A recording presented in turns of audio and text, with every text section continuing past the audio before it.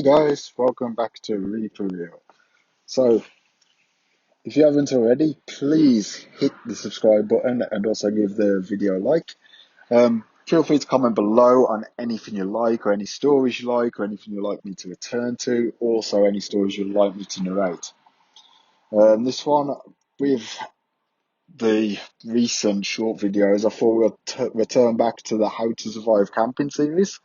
So this one is the next episode in the series. It is called How to Survive Camping When It Rains. I run a private campground. I have set of rules to ensure my campers have a safe and enjoyable vacation. Last time I told you about the dancers. Let me tell you what happens when it rains. There aren't any rules about the rain.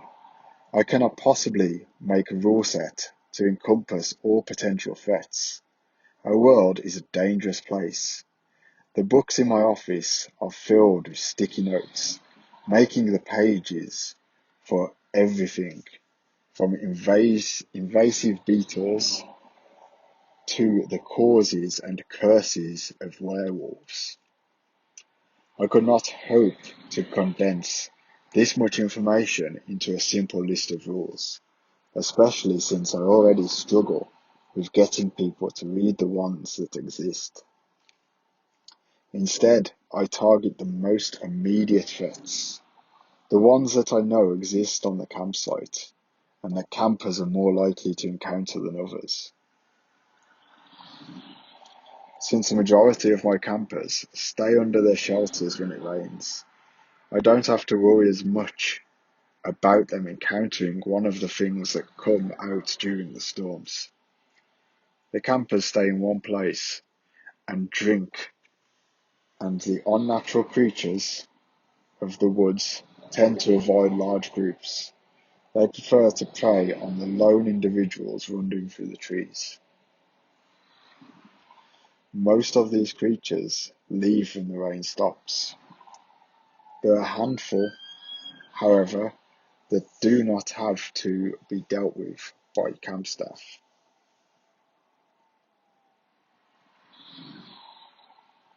It rained last week, a few days ago.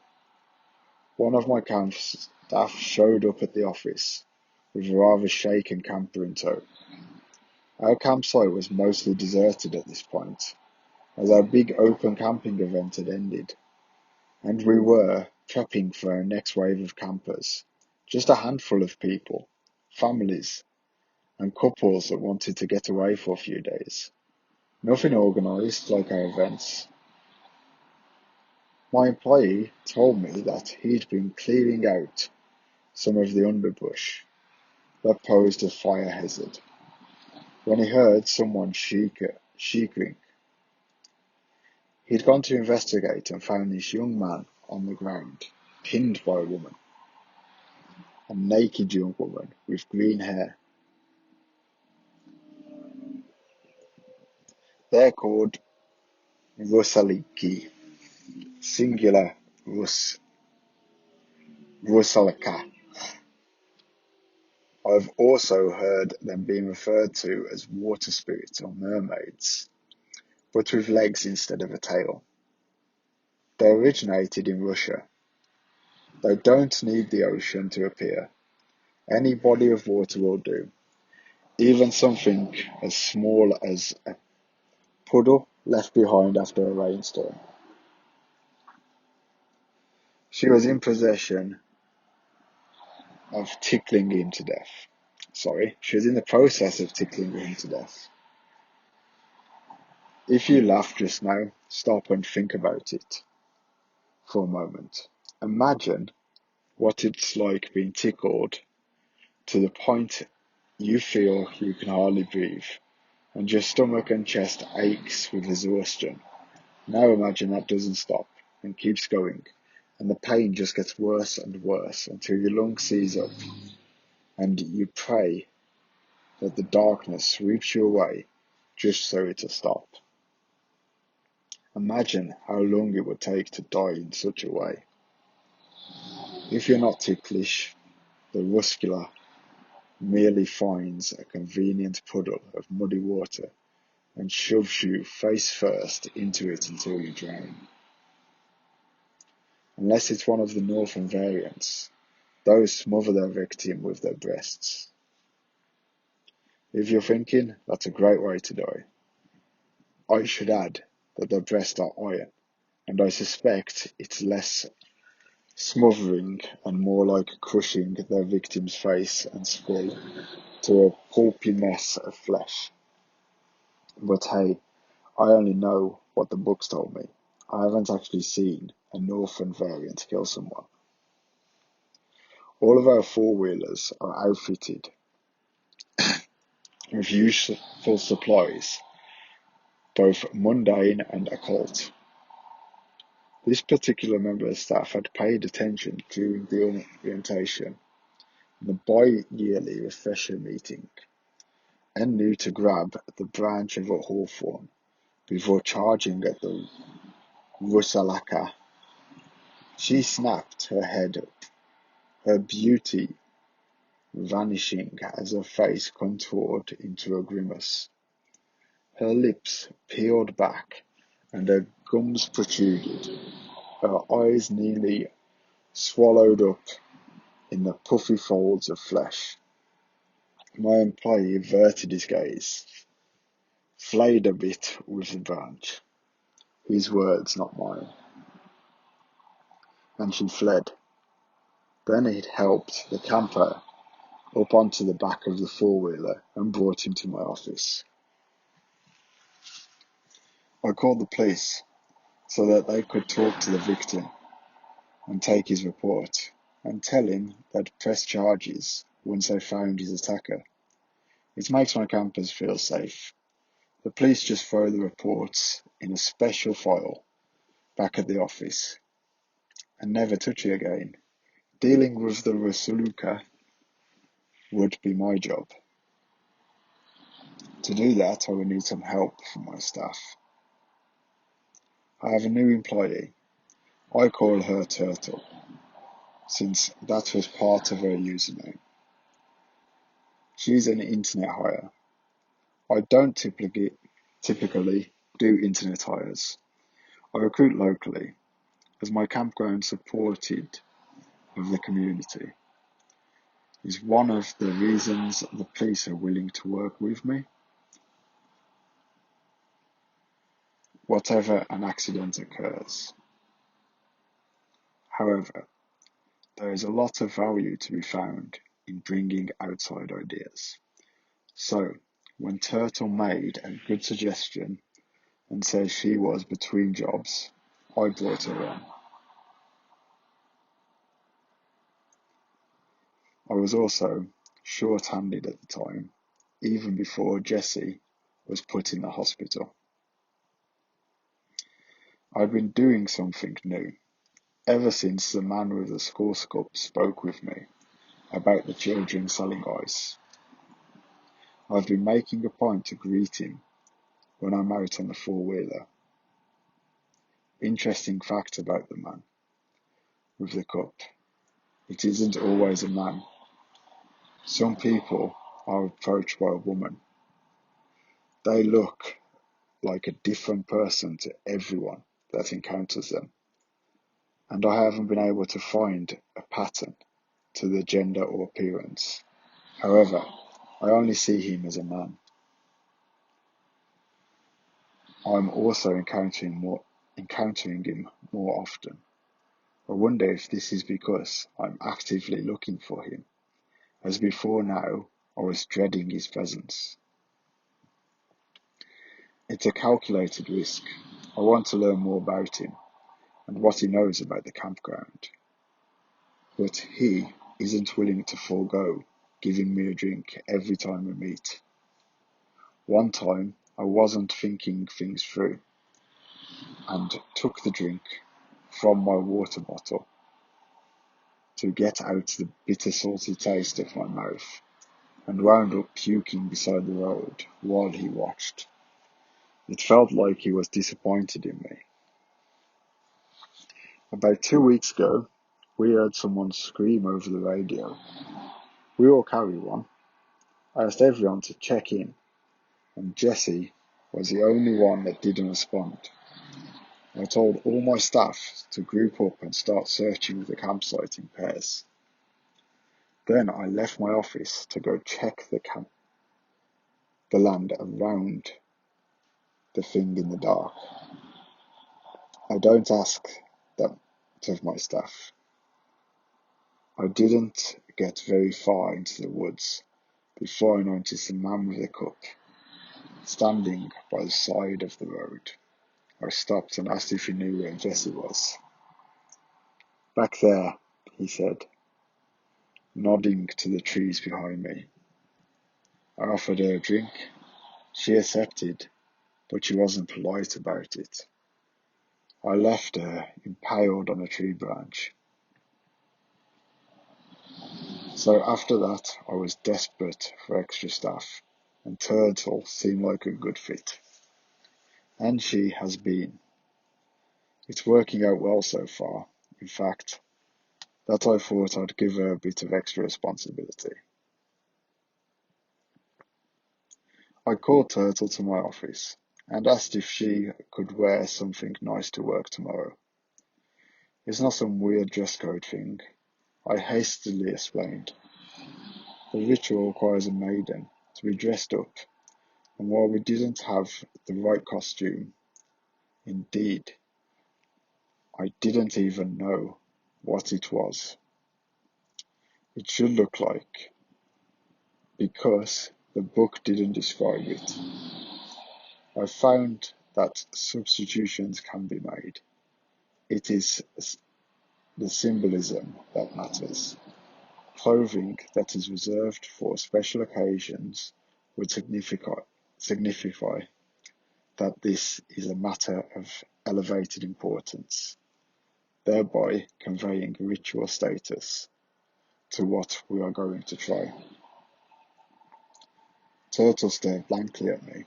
When I finished, she seemed open to strange things when I hired her, but I think this was a bit beyond what she had anticipated. Generally, when the boss tells a female employee that they should be ready to throw their clothes at the murderous mermaid in case things go horribly wrong, that's going to merit sexual harassment lawsuit. However, this is an old land, and things are a little different here.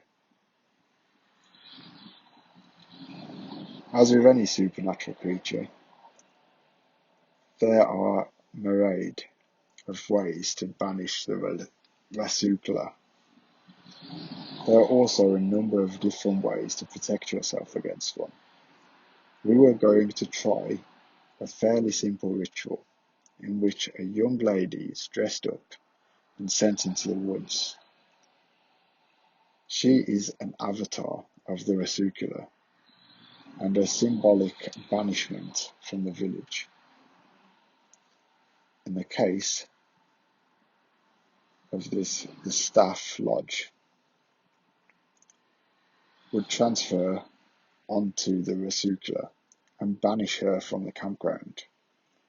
If something went wrong, Turtle could buy herself some extra time to escape by throwing her clothing at the Rasalka. They are obsessed with clothing.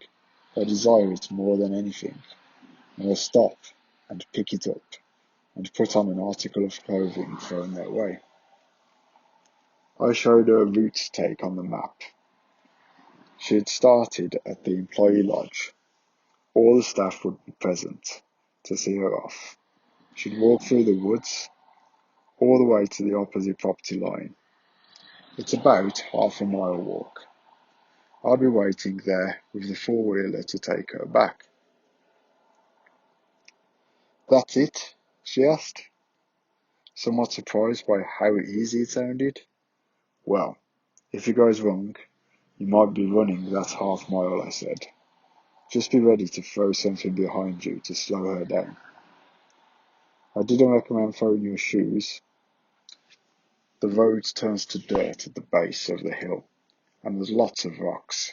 You'll want your shoes." She agreed with my advice, and said she'd wear a cardigan over the dress to throw first. The next morning, Turtle showed up in a sleeveless mint dress with a lace cardigan overlay. A neat white cardigan and running shoes complemented the outfit. She looked uncomfortably and understandably nervous. I left her with the rest of the staff, reassuring her that this would be fine, that I'd be there waiting for her at the edge of the camp. Then I got my vehicle and headed out. My staff relayed what was happening via radio. They told me the turtle had left the lodge and they'd seen her off, that the Rasalka had apparently been lying in a ditch near the edge of the field, wallowing in the remaining rainwater perhaps, and snapped to attention as Turtle walked by. The Rasalka had then slipped off into the woods after her. Well, that's not good, I said. She's got a cardigan, someone offered hopefully. There wasn't much I could do except wait. I kept track of time. I had a rough idea of how long it would take someone to walk this far. Then I added another 5 minutes past that. After that it became apparent that something had gone horribly wrong, and Turtle wasn't making the rendezvous. I started the engine on my four-wheeler, began driving slowly down the dirt road, listening intently for the frantic cries of someone being tickled to death. Instead I heard a bird call. Okay, it wasn't a bird call. It was a human voice yelling, "Cuckoo!" at me in an attempt to subtly get my attention. It wasn't really that subtle. "Turtle?" I asked hesitantly. "Yes," she hissed back. She was hiding behind a sizable tree. I watched as she poked her head out from behind it. I don't think it worked. The Rasalka wound up chasing me. I did what you said and threw my clothing at her.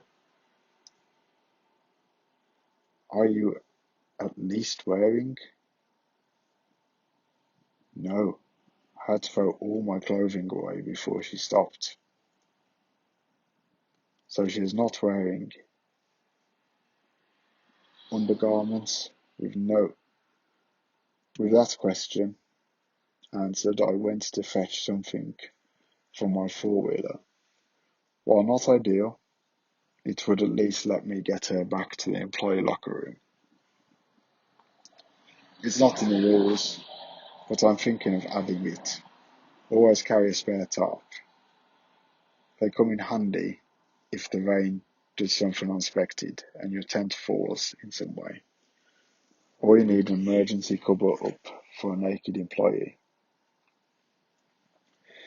I dropped her off at the employee lodge, and once she was dressed, we reconvened in my office to discuss what went wrong.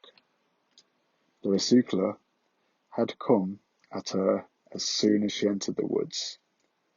Turtle related there'd been a gleeful, almost childlike expression on her face, but Turtle wasn't going to take chances. The Rasalka wouldn't hurt her, which is good. I think Turtle is going to work out as an employee. She'd thrown her cardigan, and the mermaid had stopped to pick it up and put it on.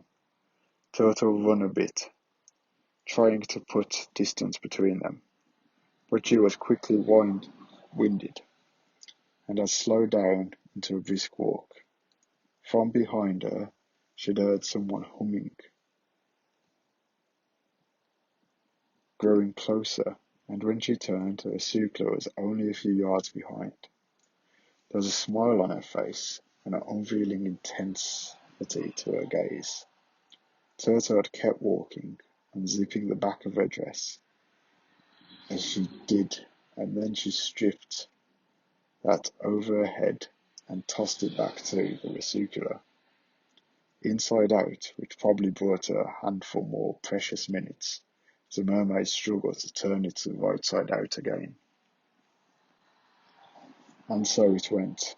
Turtle will gain some ground, Rasalka will catch up, humming the entire time, and my newest employee would discard another item of her dwindling wardrobe.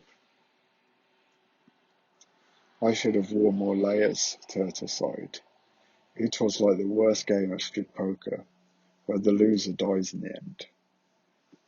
Finally, Rasalka had seemed content with the clothing she put on, or perhaps she got bored or distracted, for the humming ceased, and when Turtle turned around, the last time she discovered she was alone. Then she found a tree to hide behind and wait until I came looking for her. I'm still not certain why the banishment failed. Perhaps it's because it's used to remove Rasalka from around its settlement, and my campground includes forest, which is where Rasalka are traditionally banished to. Regardless, I needed to attempt something else. There's another ritual we can try, I said.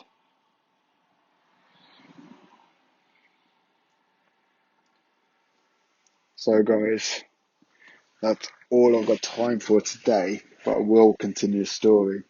If you do like content so far, please like and subscribe, and I can get into more of these. Thanks for listening.